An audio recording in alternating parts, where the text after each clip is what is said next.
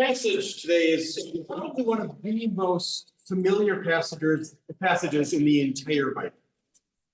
It's right up there with Psalm 23 as one of the few passages that a lot of non-Christians even can often quote portions of from memory.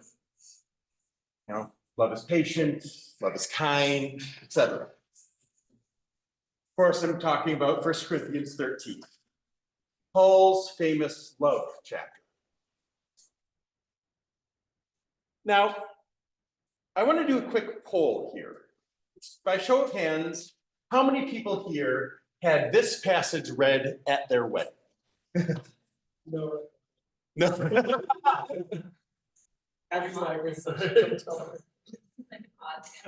Yeah. Well, I'm surprised it's not more, just because it's become sort of the default reading over the years. In fact, it's so common that a lot of people that I've talked to simply refer to this as the wedding chapter.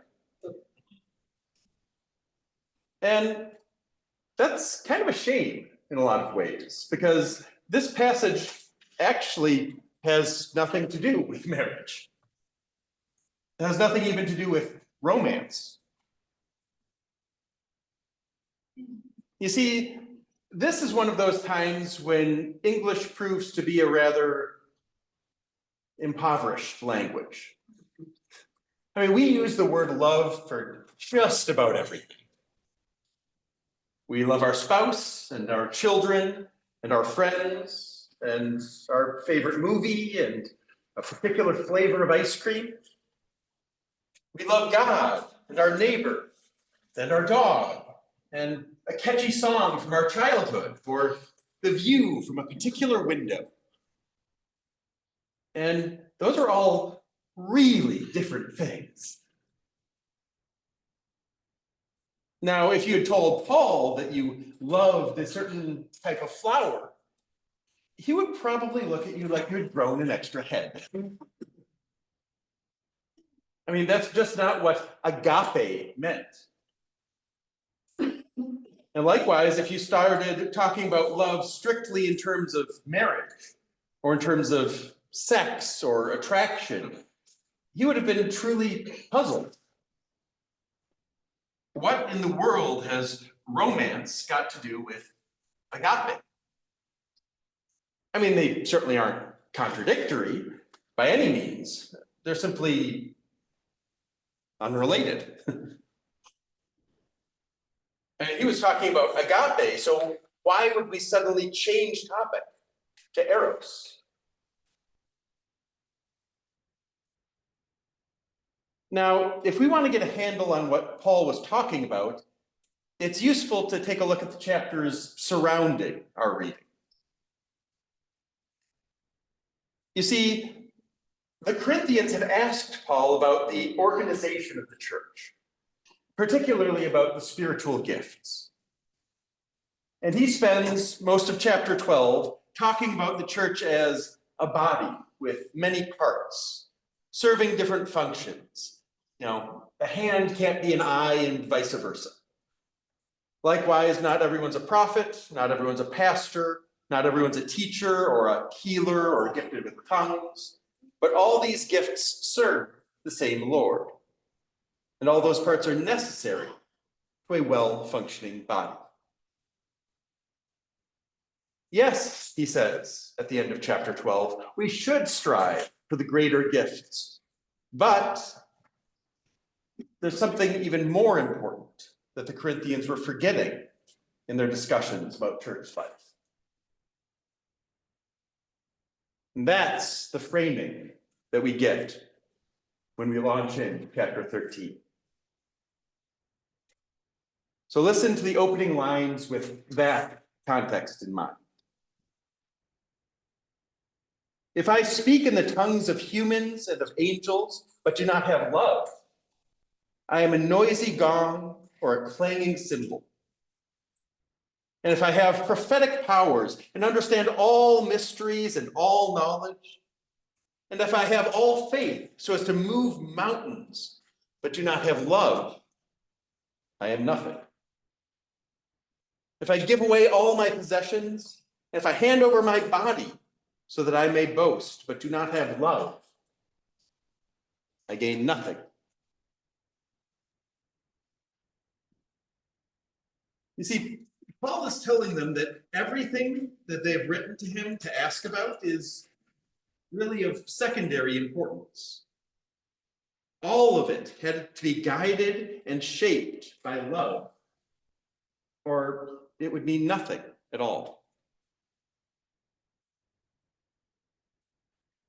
So then he goes on to talk about what love actually looks like.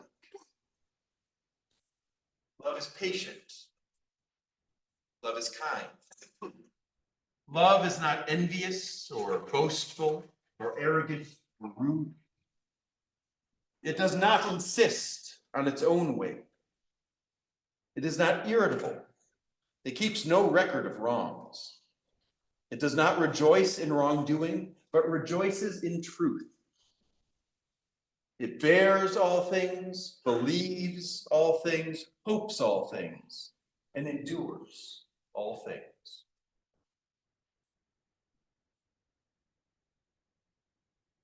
Now, there's a couple of remarkable things about this idea of love. And first of all, Paul's list is entirely action-based, right? I mean, love is patient and it's kind, it bears, it believes, it hopes, it endures.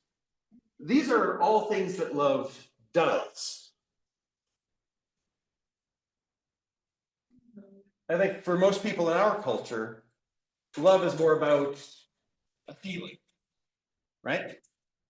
It's a desire or a type of bliss, a certain fluttering in the chest, or a burning desire to be near the other person. But for the biblical writers, love was a very concrete thing.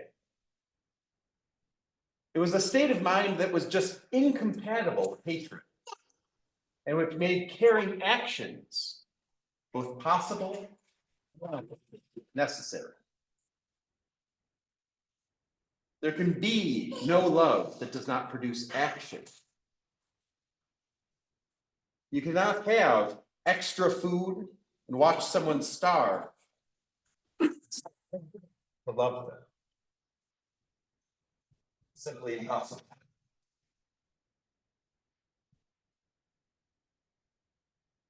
So Paul wraps up his sermon by arguing that long after our spiritual gifts are gone, the love that we have for one another will remain.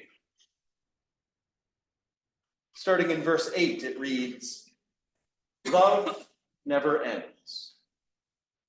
But as for prophecies, they will come to an end. As for tongues, they will cease.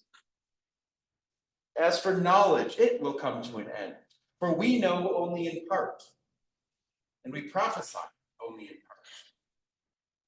But when the complete comes, the partial will come to an end. When I was a child, I spoke like a child.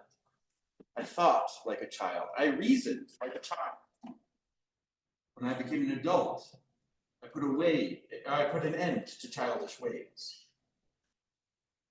For now we see only a reflection, as in a mirror. But then we will see face to face. Now I know only in part. Then I will know fully, even as I have been fully known. And now faith, hope, and love remain. These three. The greatest of these is love."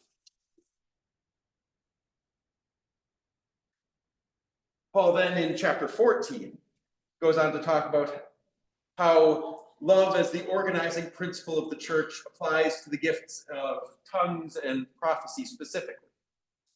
But really, that's just Paul reasoning from the general down to the specific. The point of 1 Corinthians 13 is that love should be at the very center of every interaction within the church. It should be the guiding principle of every decision we make about how to use our resources, our gifts, our words, our actions, all of these things must be guided and motivated by love if they're to have any meaning, any impact, any spiritual depth at all.